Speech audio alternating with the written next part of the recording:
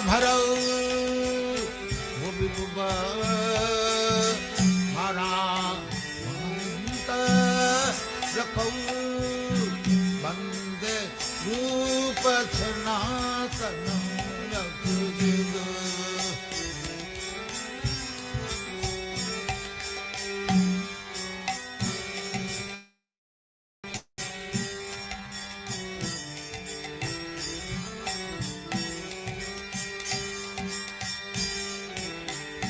Vasuda Sadashire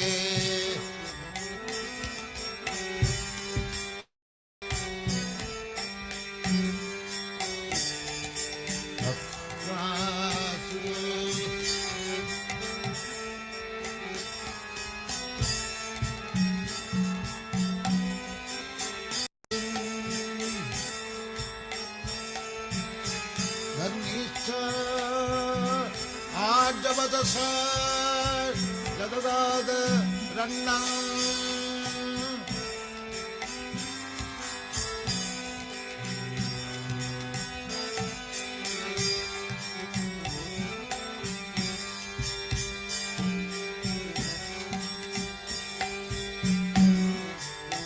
Sakwa Mandalasani Sada Tuchava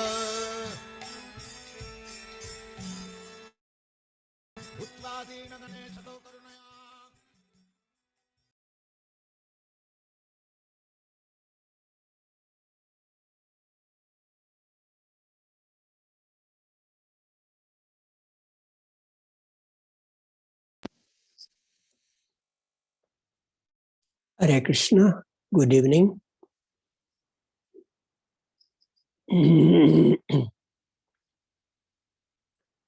So by the mercy of Srila Prabhupada, we are continuing this wonderful study of one of the most important literatures given by the six Goswamis, particularly Srila Rupa Goswami. So Srila Prabhupada, as we know, presented to us a summary in the form of the Nectar of Devotion. It's just a summary, a very short summary of the Bhakti Rasamrita Sindhu. But it contains the essentials for us to understand how to practice properly Krishna consciousness. Certainly, in our daily lives, in contact with the devotees and or joining the temple, we naturally follow most of the items of devotional service because the devotees tell us, don't do this, do like this, do like that. So naturally, we are following the process, but we don't know where it comes from. We don't know exactly what that means, and on which authority it is given to us. We may think, well, maybe it's just the opinion of this devotee or that devotee. But if you know the science, at least the basics of the Nectar of Devotion, then we naturally can understand, this is what is given by authority by Srila Rupa Goswami, who compiled the Bhakti Rasamrita Sindhu under the guidance of Sri Chaitanya Mahaprabhu, not just out of the blue. He did not write a book. He compiled according to the notes given by Sri Chaitanya Mahaprabhu. Srila Rupa Goswami gathered all the information from here and there throughout all the Vedas, all the scriptures, and he compiled the Bhakti Rasamrita Sindhu. So it's a huge compilation, everything put together in a very orderly fashion so we can understand the science of devotion in a very concise way, in a very, very, very scientific way. So we offer our respects to Srila Prabhupada on obeisance. Namaom Vishnu Padaya Krishna Prestaya Bhutale Shrimati Bhakti Vedanta Swami iti namine. Namaste Saraswati Devi Gauravani Prasharine Nirvishesha Shunyapari Pashata Deshatarine Srila Rupa Goswami Shri Chaitanya Manobhistam Stapitamyana Bhutale Swayam Rupa Kadamayam Dadati Svapadantikam. Rupa Goswami was the leader of the 6 Goswamis that we consider as our very important Shiksha Gurus. Panchakalpatarubhyacha kripa sindhubhya cha patitanam pavanebhyo vaishnavibhyo namo namaha.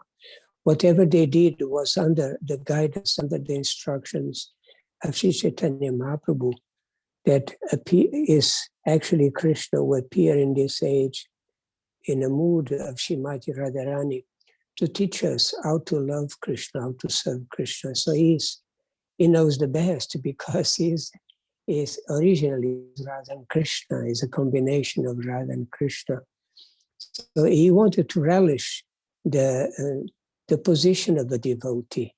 So that's why he came in a mood of Srimati Radharani, to relish pure loving devotional service to Krishna and to distribute to all of us, those who are the most fortunate souls in this Kali Yuga. Jai Shri Krishna Chaitanya Prabhu Nityananda Shri Advaita Gadadhara Shivasadi Gaura Bhakta Vrinda. Hare Krishna, Krishna Krishna, Hare Hare. Hare Rama, Rama Rama, Hare Hare. Nana Shastra Vicharanai Kanipuno Sadharma Samstapako Lokanamita Karino Tribhuvane Manu Sharanya Karo Radha Krishna Pada Ravinda Bhajana Nandena Mataliko Vande Rupa Sanatano Raghuyugo Sri Jiva Gopalako. So let's read the translation. We can read together, but you don't need to unmute yourselves. We offer our respectful obeisance unto the 6 Goswamis. We have to remember the names of the 6 Goswamis. Huh? That's why we are also repeating this prayer all the time with all the names there. Shri Rupa Goswami, Shri Sanatana Goswami, Shri Raghunatha Bhatta Goswami, Shri Raghunatha Dasa Goswami, Shri Jiva Goswami, and Shri Gopala Bhatta Goswami, who are very expert in scrutinizingly studying all the revealed scriptures with the aim of establishing eternal religious principles for the benefit of all human beings. What are these eternal religious principles? This is what Chaitanya Mahaprabhu came to distribute. Sanatan Dharma, our original eternal Dharma, means being eternal loving servants of the Lord. This is our Dharma, the eternal religious principles. So that's what the 6 Goswamis did. He compiled by studying all the revealed scriptures and put everything together about the Sanatana Dharma. Thus they are honored all over the 3 worlds, and they are worth taking shelter of because they are absorbed in a mood of the gopis and are engaged in a transcendental loving service of Radha and Krishna. See, they are engaged. They are engaged in that most magnanimous, most munificent, loving relationship between the gopis and Krishna, because the gopis are the perfect example of surrender to Krishna.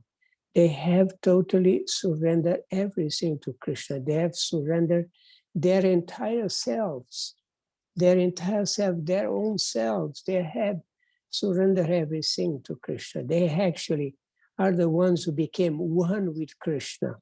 Their interest was just the interest of Krishna, pleasing Krishna, no matter what. So they are the highest example of loving, of love for Krishna, and amongst the gopis, Srimati Radharani is the best.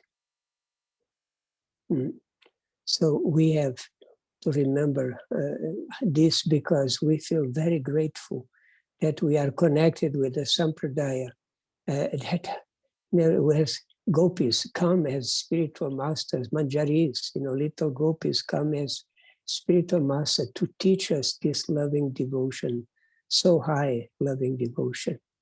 Anya bilashita shunyam, jnana karmadya navritam, anukulena Krishna anu shilanam bhaktirutama.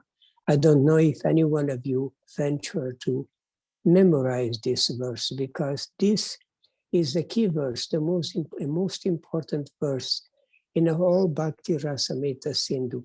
And be reminded that Bhakti Rasamrita Sindhu is a work larger than Srimad Bhagavatam, has more verses than Srimad Bhagavatam.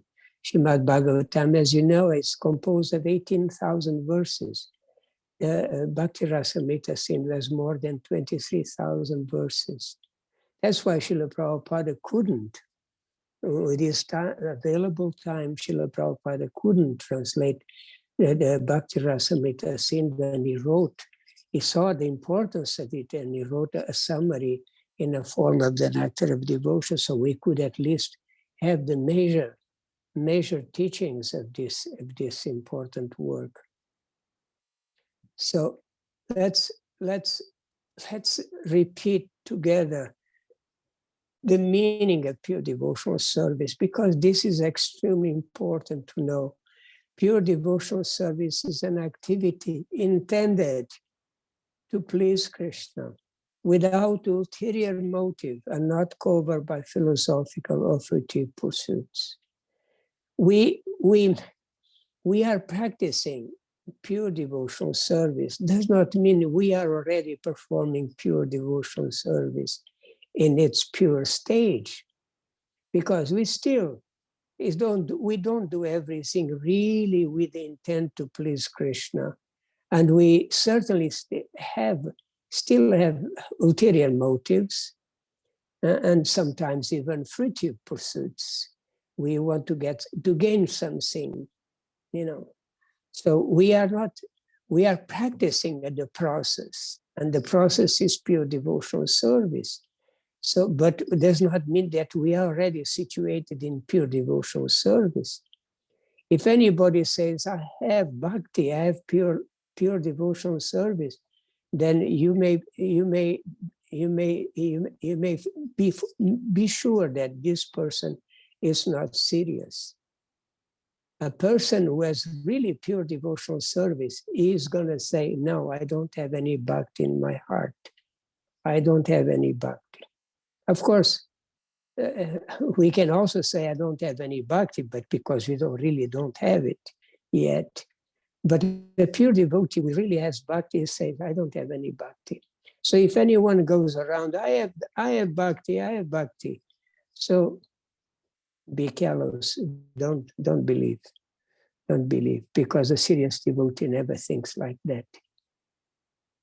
So remember, if you cannot memorize the Sanskrit, which would be nice if you could, at least memorize this translation, because this is your main guide in practicing pure devotional service. Because the idea of practicing, why we practice pure devotional service is because we want to attain pure devotion for Krishna. This is our goal. So in our process, in our devotional service, in our Krishna consciousness, the process and the goal are the same: pure devotional service, or Uttama Bhakti, highest devotion. Because yes, there are many different forms of devotion, but they are not pure devotion. Christians, they have devotion for God. Even a good citizen may have devotion for his country. A family member can have devotion for his family. Devotion, everybody has some kind of devotion. And we certainly, as practitioners, we have devotion. That's why we have faith. If you have faith in the process, means we already have some type of devotion. It's not pure, it's not complete, but already some devotion is there. Otherwise, we would not be practicing. We will be doing something else. We would not be hearing these things. We would turn our television and watch the news or a movie. But now we prefer to be here and spend an hour hearing about this process of devotional service. So again, what is the essence of sadhana bhakti? Anyone? What is the essence of sadhana bhakti? Govardhana Lila Prabhu from far away in Africa. Can you tell us what is the essence of sadhana bhakti? Govardhana Lila Prabhu, we want to hear you. What is the essence of sadhana bhakti? Hare Krishna, dear Ashu. It's the love to Lord Krishna. Yeah, that's the ultimate goal. But the essence is in order to get there, first we have to, Madhuri Radha, can you help? Can you help? Madhuri Radha can help. Govardhana Lila, what you say is right, is the goal. That's the goal. But what is the really essence in order to achieve that goal? Pure love of Godhead. Ah, that's the goal. That's the goal. But the essence of our practice, how are you going to develop that love for Krishna? We have to fix our minds. Fixed our minds on Krishna. On Krishna. Thank you, Moksha Lakshmi. You saved us. Fixed the mind on Krishna. That's the essence of sadhana. Because if you fix the mind of Krishna in our practice, then we are eventually going to develop that love for Krishna that Govardhana Lila and Madhuri Radha mentioned. That's the goal. But now the essence of our practice is that we practice in a way that we fixed always our minds on Krishna. And what is the best way to fix our minds on Krishna? Shyamalila, what is the best means to fix the mind on Krishna? Hare Krishna, Ashu. Chant Hare Krishna. Yeah, chant Hare Krishna. That's the best. That's the best, because when you are chanting Hare Krishna, you are really, we are really actually with Krishna, because Krishna and his name are non-different. We may not be realizing that, but the presence of Krishna is there in the holy name. So if you concentrate on our chanting, we are actually fixing our mind on Krishna, because Krishna is not different from his holy name. And again, another question. Why, that's a little more tricky, this one. Why sadhana bhakti does not mechanically generate pure bhakti? Why sadhana bhakti does not mechanically, means but just by practicing mechanically, we are not going to achieve pure bhakti? Why? That's a more tricky, Jonah.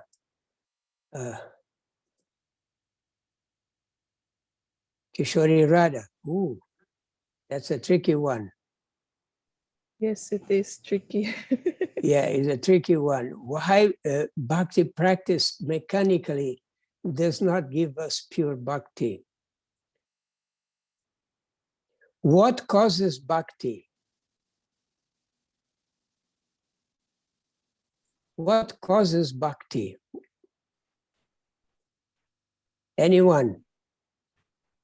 Ashu? Yes. Prabhu? What causes bhakti? With bhakti, we have pure love and devotion. If mechanically there's no feelings and there's no love. So bhakti is caused by bhakti. Bhakti can only be caused by bhakti. You know, if you do things with love and affection, try to please Krishna, we are going to develop bhakti. So sadhana is meant to help us, to develop love of Krishna. So we have to practice what we practice. We have to practice trying to focus on pleasing Krishna, because focus on pleasing Krishna, that's already love of Krishna, because you remember, devotional service is meant to please Krishna. So we have to be conscious of pleasing Krishna in our devotional service, no matter what we do. No matter what we do, even if we just clean the altar, cut the vegetables, or go to the market to buy vegetables for the cooking, whatever we do, if you do thinking this is to please Krishna, that is bhakti. That is not mechanically. So we have to develop a genuine desire to please Krishna in our service. We should not do just things mechanical. Okay, they told me to chant, I sit down, I chant, and when I finish the 16 rounds, okay, I have done, and I hang my big bag, and that's it. Moksha Lakshmi, you want to say something, please? Moksha Lakshmi, you raise your hand. Yes. Yes. Since we are talking about pure bhakti, we should have I think we should have a regulated devotional service like attending Mangala, chanting regularly, and doing some devotional service, more devotional service. Yeah, do all this, but don't do any of all this just mechanically, because we can be there in the temple chanting some sort of prayers and be completely spaced out. We can be going around to Tulasi Devi, and we can be thinking about something completely nothing to do what we are doing at that time. Means we can, because of doing regularly many things, in material life, it's like that. Huh? If you do many activities regularly, then it becomes mechanical. It means we can do without even thinking of it, without even sometimes looking at it, we can do it because it becomes a habit. And so it becomes mechanically. That's what you say, mechanically, you can drive a car without thinking that we are driving a car. We are looking around, talking with people. You don't even think that we are driving the car. So in devotional service, we have to be careful to not do like that. Because the tendency is after, in the beginning, yes, we are very attentive because the devotees told us, bow down and recite this prayer. So we bow down and we're very attentive. We say the whole prayer, Namah Om Vishnu Padaya Krishna Prestaya. And then they teach us how to chant the Panchatattva Maha Mantra, Jaya Shri Krishna Chaitanya, Prabhu Nityananda, Shri Advaita Gadadara, Shri Vasadi Gaura Bhakta Vrinda, the Maha Mantra, Hare Krishna, Krishna Krishna, Hare Hare, Hare Rama, Rama Rama. We are it's new. We are not used to it. So we are very focused, very attentive. That's why in the beginning, devotees make a very good deal of advancement. And this Krishna's mercy that we are so young on it that we put our hearts actually in trying to do nice. But then we become expert practitioners, right? We become so expert that we can do everything without even thinking of it. We can finish our 16 rounds. Oh, I already finished my rounds. We can do a cooking without thinking that we are doing a cooking, singing something else, talking about animal. You can do so many devotional practice and be totally mechanically because we are used to do them. So that's what we have to be careful. This is a warning. Don't become mechanical. Practice with the desire to please Krishna. Practice with the desire to please Krishna. So before we do any activity, it's nice we pray, please, my dear Lord, please, my dear Guru Maharaj, please, my dear Prabhupada, help me to be very attentive in this service to Krishna and not doing it mechanically. Let me doing with my heart, be there with my heart, be present in this activity to please Krishna. So that takes a lot of introspection, a lot of attention and careful practice. Cannot be done in a mechanical way. We do it, but we don't think about. Then the result is not felt so nicely. It's going to take a long time until we start develop really a deep attachment for Krishna or some form of love for Krishna. It's going to take time. So better we practice with that longing, with that anchoring to really please Krishna, to really satisfy Krishna and these devotees. Yeah, very important. Very important. And what is the essence of Vedic Bhakti? Jonah. Yes, to Jonah, you there? To be convinced that the ultimate purpose of life is to please Krishna. The purpose of life is to please Krishna. That is the definition of devotional service. But here we are talking about the essence of Vedic sadhana bhakti, means the practice of rules and regulation. Okay, let me formulate the question in a different way. Why we follow so many rules means so many things we have to do, and so many regulations means so many things we should not do. Krishna Why? cannot hear you. Cannot hear me? No, okay. So why? Can you hear me now? Yes, yes. Okay. I was asking, making the question a little different to help you. Why we follow, because Vedic Bhakti, Vedic Sadhana Bhakti means the inspiration to practice Vedic Sadhana Bhakti. That's what most of us, we are practicing. The inspiration comes from the orders from the scriptures, orders from the guru, orders from, or instructions from the sadhus. They told us, do like this, don't do like this, do like this, do this, don't do this. So many rules are there, and sometimes we are overwhelmed. So many rules, so many regulations. What is the essence of doing all this? Govardhana Lila Prabhu, do you remember? 2 sentences. Can I answer this? Hare Okay, Krishna? go Fix ahead, our go mind. ahead. Huh? Fix our mind, always fix our mind. That was the essence of sadhana bhakti in general. But here we're Always talking about remember. the essence of many rules and regulations. Govardhana Lila, please help. Never forget Krishna. We're coming always.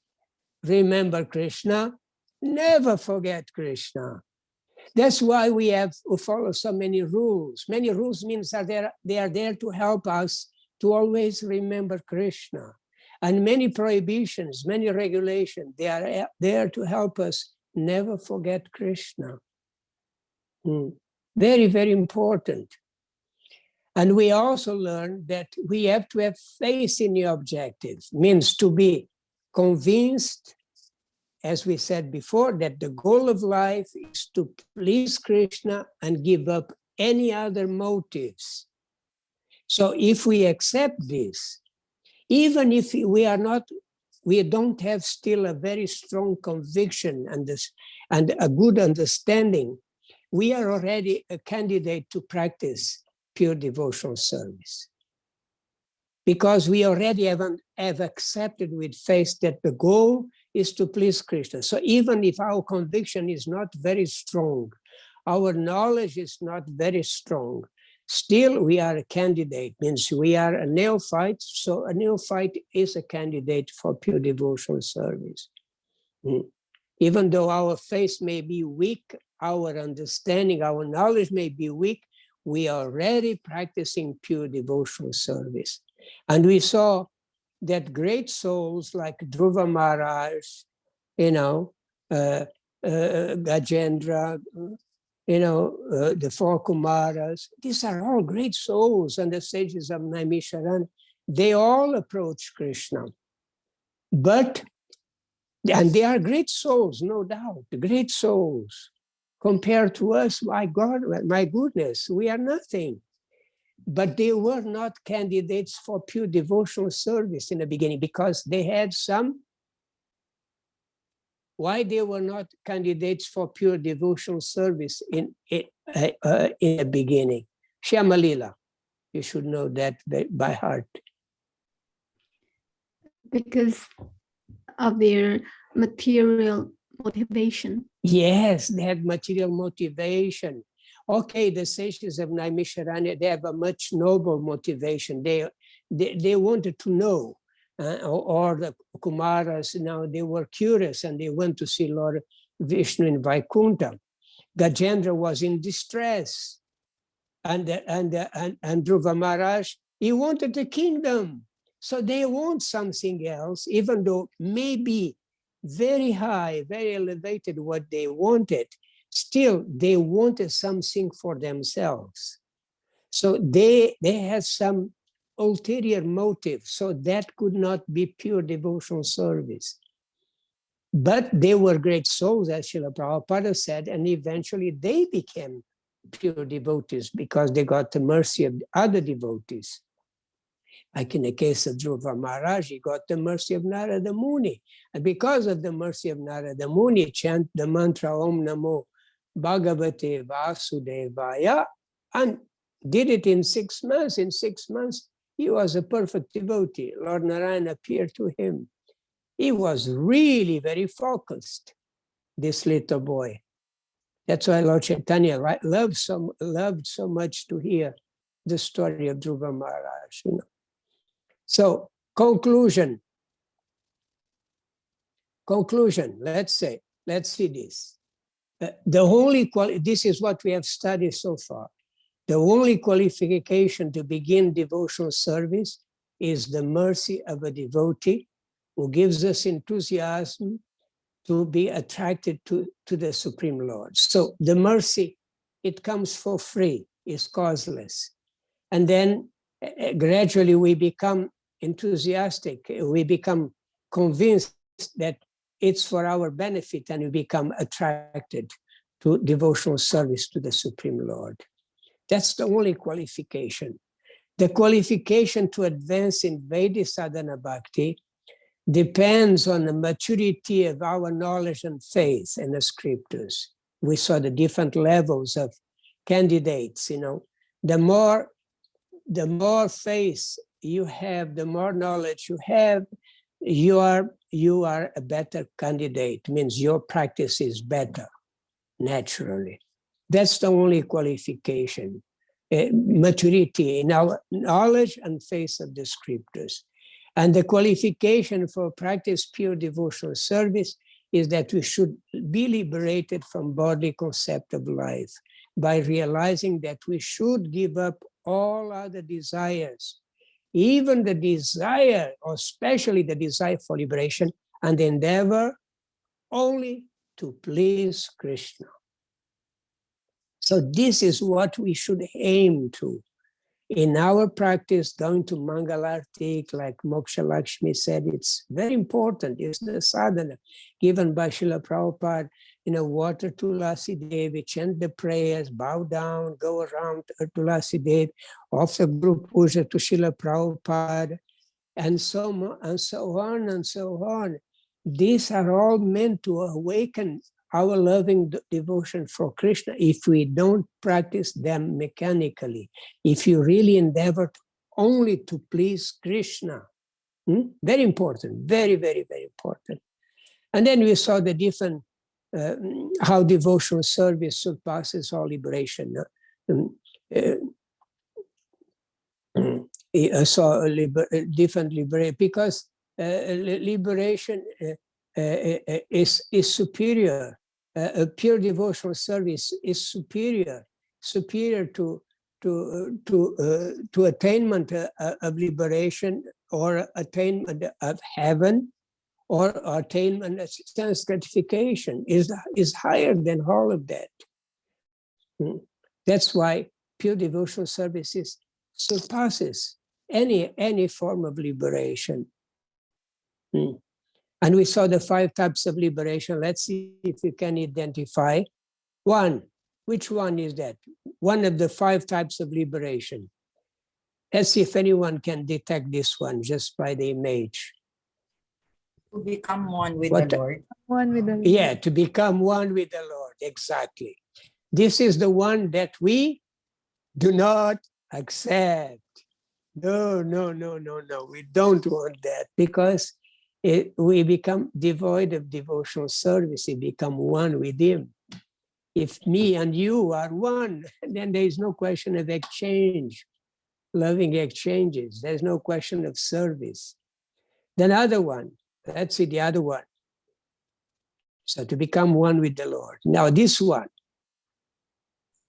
To live in the same planet with the Lord. yes, to live in the same planet as the Lord, live in Vaikuntha. That's wonderful. That's wonderful. It's a wonderful liberation that the Vaishnavas already accept.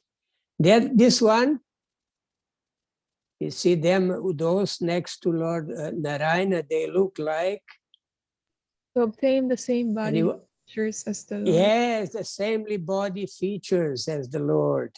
Yes, to be look like them, or the girls, they look like Lakshmi, so beautiful. And this one, very opulent city, Dwarka, very opulent, very beautiful. Have a constant association with the Lord. No, Have the opulent same opulence with the the same Same opulence. opulence Yeah, as yeah, the same. Lord. Yeah, the same opulence. This is the one you are thinking, Kishori. This is the one to have always the constant association of the Lord, like Lakshmi Devi. So these four types of liberation, let's exclude the one to become one with Krishna. That we want even to think about. No. These are the four types of liberation. They can be desired by the devotees. They are not against our devotional ideals or goals. So some liberated persons who have achieved these four stages of liberation, they can eventually develop affection for Krishna and be transferred to Goloka Vrindavan. Yes, from Vaikuntha, you can go to Goloka Vrindavan and we have the constant association of Krishna. But from Goloka Vrindavan, you are not going back to Vaikuntha for sure, because it's so sweet, so much higher, the loving devotion there between Krishna and his devotees. Can you imagine playing in a forest with Krishna? No, it just blows our minds. How could this happen? It's because once we go to Goloka Vrindavan, we become so attracted by the beauty of Krishna. The beauty of Krishna is so intoxicating. We speak about so many intoxications in this world, and people take marijuana, dope, take heroin, take LSD, all kinds of drugs in order to experience excitement, some kind of different happiness. But there's nothing more intoxicating than the beauty of Krishna. And our artists are so good in depicting Krishna in their paintings. Huh? So nice. So when we become attracted to Krishna in Vrindavan, we become first-class devotees. So a first-class devotee is not attracted by the opulences in Vaikuntha or Dwarka, where Krishna is in his expansions. We love to hear stories about these places, and certainly it's places where the Lord performed pastimes with these devotees. But Krishna in Vrindavan is very unique. And we were so fortunate to come in touch with the devotee who was totally absorbed in Krishna. He had no other desire but just to serve Krishna. We are so fortunate. So here we can see the super excellence of pure devotional service, that it can inspire us to eliminate all the unwanted things that prevent us from awakening that pure devotional service. Beginning by practicing very well and not just, I like this one, I don't like that one. No, practice everything as given to us, unless we really cannot. Otherwise, practice everything, as Moksha Lakshmi said very well. Go to Mangalarti, chant the prayers, worship Tulasi Devi, do everything, hear Bhagavatam, because this we're going to see Srila Prabhupada packed all the most important items of pure devotional service in the morning program. We're going to see that later. So when we practice pure devotional service, naturally our anarthas, our unwanted things in our hearts are going to dissipate gradually, and our hearts will become really a nice seat for Krishna to be there and place pastimes in our hearts. So we have to clean our hearts to allow Krishna to come in. And we saw the purity of devotional service, like the Jnana Yogis. The Jnana Yogis, wow, it depends so much on external circumstances to be able to practice Jnana Yoga. You have to have a very peaceful nature, a very renounced disposition, very renounced attitude, a very high intellect to study all these Vedanta sutras and other very Upanishads. So very difficult, not for us. It's very difficult, very difficult. And the goal is to attain liberation only. Yes, certainly it's already wonderful. They are spiritualists. And then you have the Stanga Yogis. Stanga Yogis are a little even more. You need really to be very able to perform this very rigid postures and things like that, and be able to live in a forest completely in isolation, completely dedicated just to practice your yoga and ultimately attain the super soul. So amazing. But even karma kanda sacrifices, to achieve material benefits in this world, or to go to be promoted to heaven, also have some requisites. So you have to be careful about the time, about the place, and the ingredients. Everything has to be pure. Everything has to be proper. Otherwise, the sacrifice will not give a result. So difficult.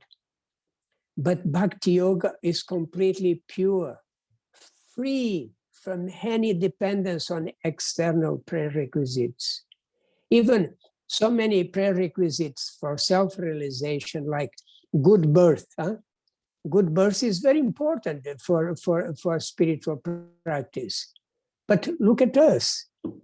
Did we take any special birth? Most of us didn't. We were born in a family of people who were not interested in serving God, or didn't even know about God or His loving service. Maybe some Christians, like I was born in a family of Christians. They brought me to the church, to the Mass, but I could not understand anything of that. For me, it was just rituals. I was not seeing God there, and I was not engaged in loving service to God.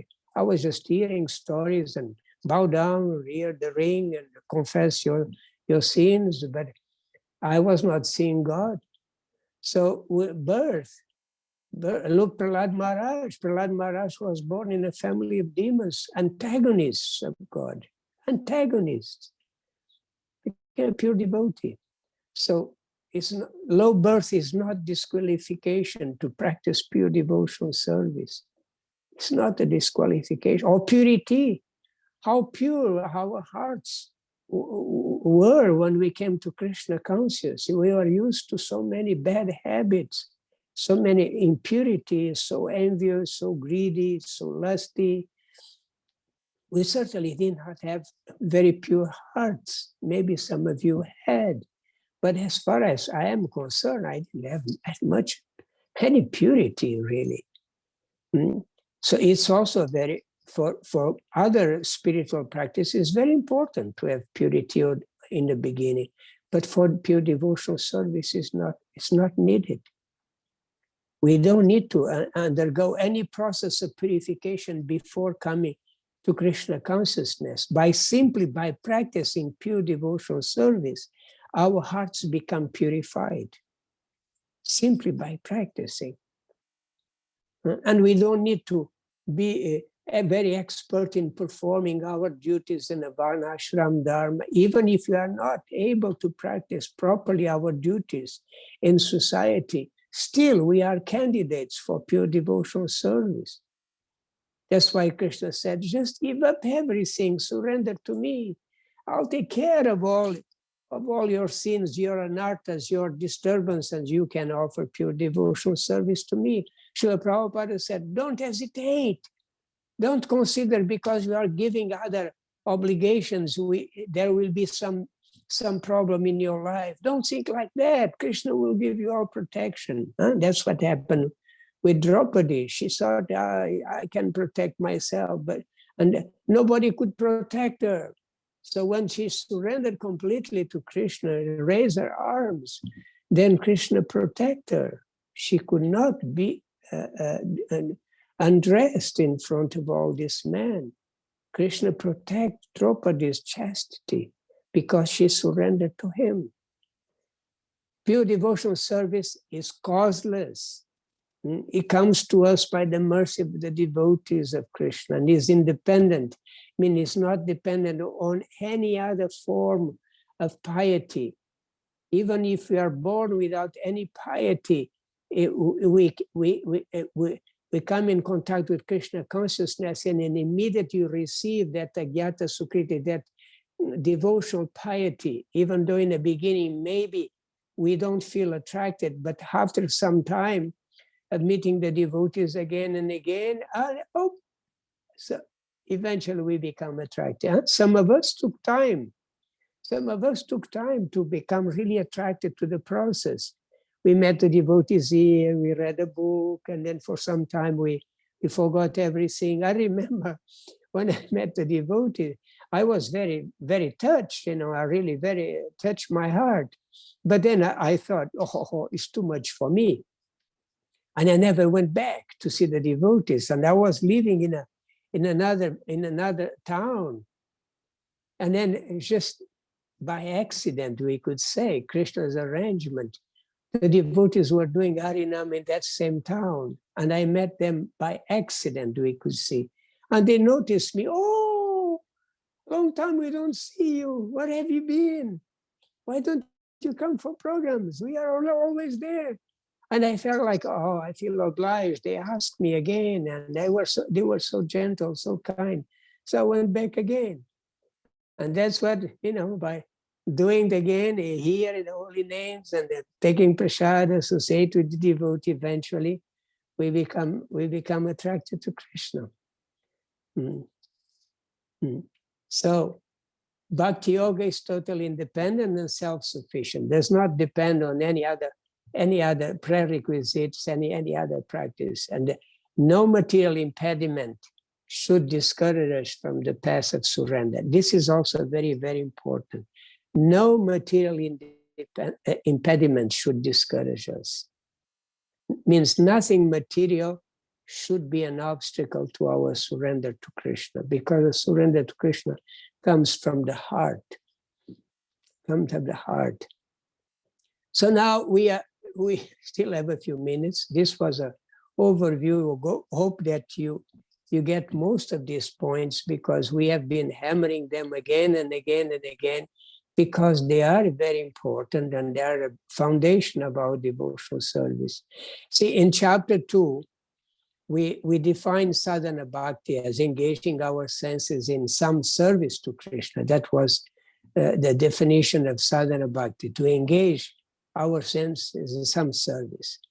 Now, Srila Rupa Goswami is going to describe exactly how to engage our senses in Krishna's service. So it's very practical now. It's not just about definition or understanding points. It's really about how to engage in devotional service, in Krishna's service. In this chapter 6, it gives only the list of the 64 more prominent devotional practices. So here you are really into the practice, hands-on doing something. So he gives the 64 items of sadhana bhakti. Let's just go over them very quick.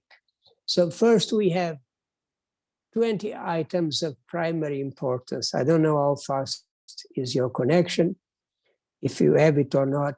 So first, Rupa Goswami distinguishes, analyzes a total of 64 items of sadhana bhakti, a practice of devotional service. And the first 20 are of primary importance, the first 20.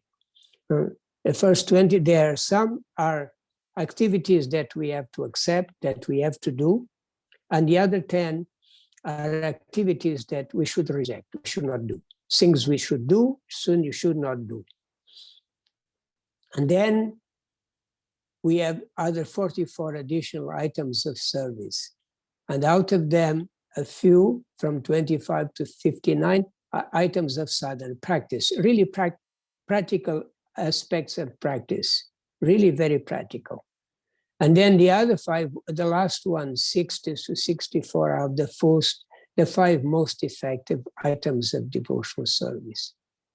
So we are going from today, we are going to go over these things. So we're gonna just try to do at least 1 or 2 items of those. Now in chapter 7, he goes into giving evidence about these devotional principles. Means after listing the 64 items that we just saw, now he's going to explain them and give proof of each one with scriptural evidence. That's what Srila Rupa Goswami does. He not only he explains them, but he gives proof to substantiate what is explaining, why they are important. So we're going to deal with the first 10 activities that we should accept. About this is amongst the 20 items of primary importance, activities that we should accept. Pravriti. Pravriti means activities to accept.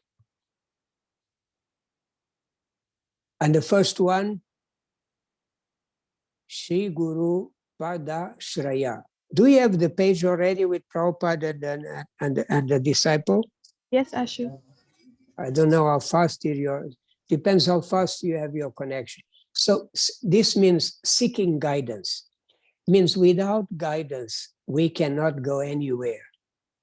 We have to seek a guide. That we all know when you come to Krishna consciousness, many devotees already acting as our guides, but does not mean we take them everything they tell us. We need really a guide and have a serious connection with that guide. So seeking a guide or guru is not a thing that we just need to do once. Oh, now I have a guru. I got initiated, I have a spiritual name. I am like the others. Now I belong to this society. He's gone. It's done, finished. No, it's not like that. Seeking guidance means continuously seeking guidance. Yes, continuously seeking guidance. All the time, even when you go back to the spiritual world, we will be there receiving guidance from other devotees. Do like this, do like that, to help us to serve better Krishna.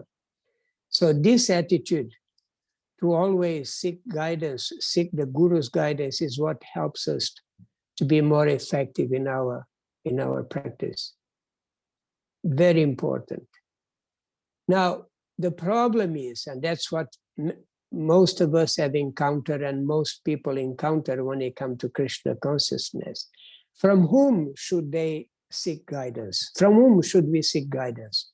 Because everybody, in life, everybody is ready to give us advice. Huh? And so many people, hey, I know it, listen.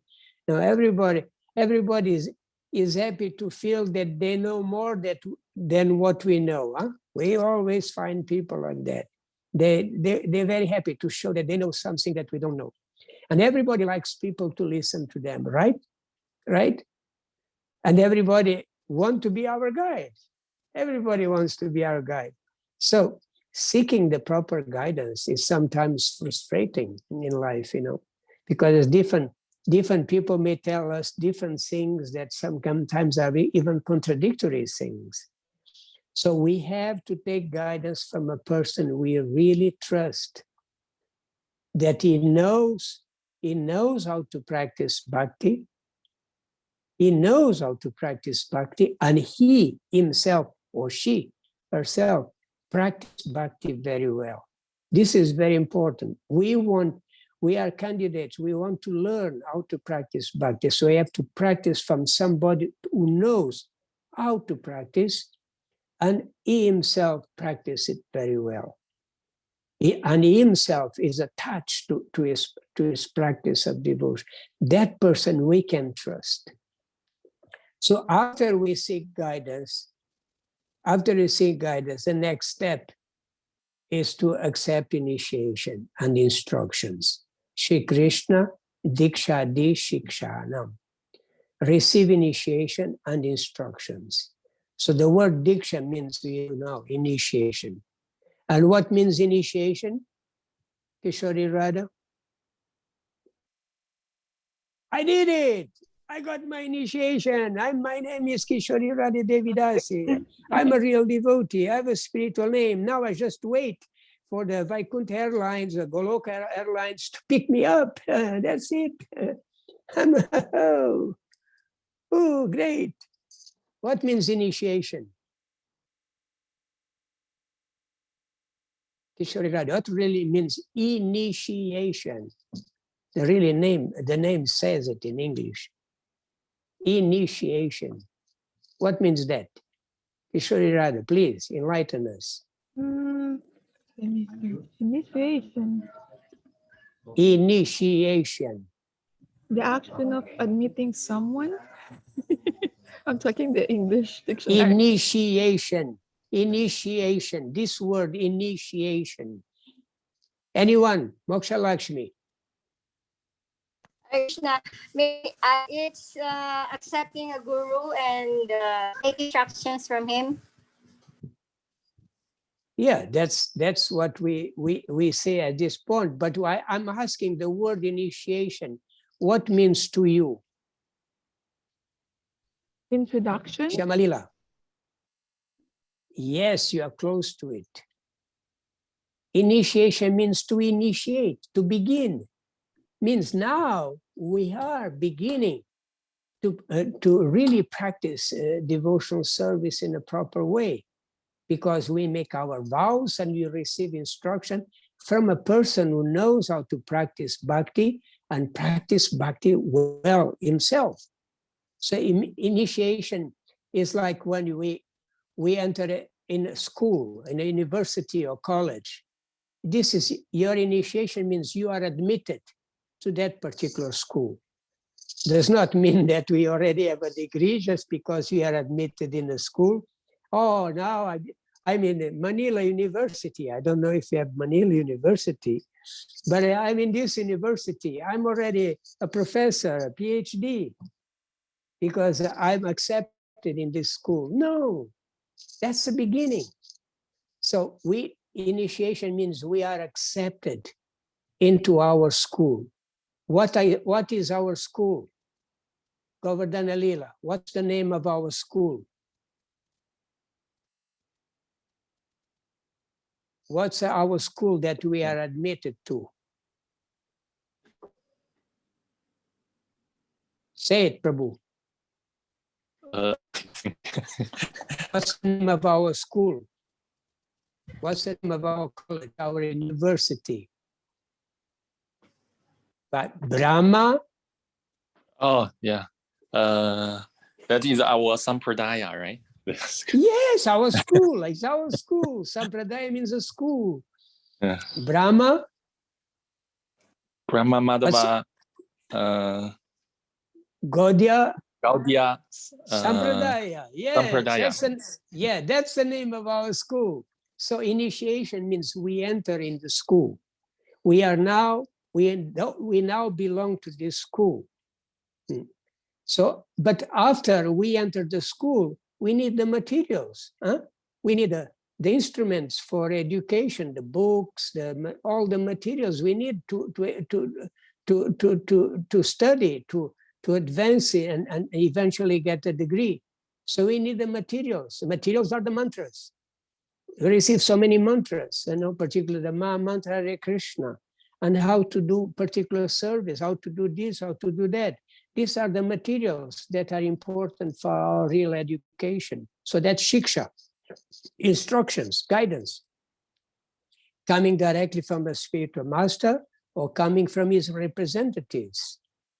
So when you get these tools, these materials, means we are receiving shiksha, instruction. And this is the real substance of the relationship between us and our guru, our spiritual masters. Diksha is only acceptance into the school. I have been admitted, is one moment. That's why there is only one Diksha and there is only one Diksha guru. But Shiksha, you can have many Shikshas. We have to understand why this mantra, what is the meaning of this mantra? How should I chant this mantra? How can it be applied? How can I realize it? What is the goal of chanting this mantra? This is Shiksha. You see, in the beginning, Diksha, spiritual master gives the mantra, but then we have to know what's the meaning? Why should I chant it? Well, how can I realize the meaning of this, the purpose of this? So what is the goal of chanting? So in order to all do this very effectively, we need Shiksha, need instructions. So when our spiritual master gives instructions, we should accept them. So we have to have a formal guide that can be our Diksha guru, but also we need a Shiksha. Usually is the same person, but others can also act as Shikshas, our senior God brothers, other devotees who are more acquainted. They can also be our Shikshas, can help us, and we can have thousands of them. We have our main Shiksha, is Srila Prabhupada, and then we have our present Shiksha, which is our Guru Maharaj, and then we have so many Shiksha in the form of other senior devotees. So we need Shiksha because Shiksha is what's gonna gradually destroy our false ego. And we start understanding that we are servants, we are individual souls, eternal servants of the Lord and his devotees. So our real ego is going to change. So Diksha is very important because it marks a moment that I accept that I am a servant and this is my master. This is a very important, it's already dealing with our false ego, changing our false ego. Because our false ego is opposed to devotion. Our false ego means I am the master, I am the controller, I am the enjoyer.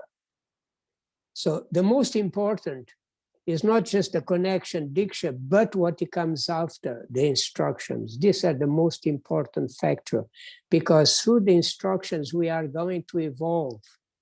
Through Diksha, we are entering a school, but then through Shiksha, we are going to progress in a school until we get our degree. Our degree is to develop pure loving service. So we do only these two today. We finish here because I have another program here with the devotees in Taipei. So if you have questions, write them down. And in the beginning of the next session, we can go over them.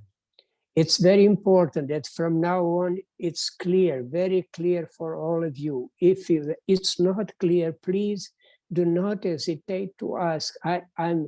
I'm ready to repeat hundreds of times the same thing, try to explain in different angles to make everyone very clear about these things because they are extremely important to us. Remember, we want to attain pure loving devotional service, and it does not happen overnight. It takes a lot of understanding, a lot of good practice, a lot of surrender. So we have to learn this science very properly, very nicely, so there is no doubt, there is no confusion. Well, this person said like that, or that person. No, my guru said like that. The scripture said like that. Our Shiksha Guru Srila Prabhupada says like that. That's the way. They all say the same thing. Then we trust. They know what is this practice of devotional service, and they practice. Srila Prabhupada practiced everything he taught us. Your Guru Maharaj is practicing everything he taught. Your Gurudev practice everything. That's how we learn, by seeing people who practice. They know and they practice what they teach. Acharyas, that's what we need in order to evolve, to progress. Okay, we stop here for tonight. I'll leave you to that. And please, if you have questions, write them down and we can begin discussing those questions from the next session. No problem. I'll take whatever time is necessary to make you satisfied with your questions. Okay? Yes, Ashu. So, okay, see you next time. Thank you.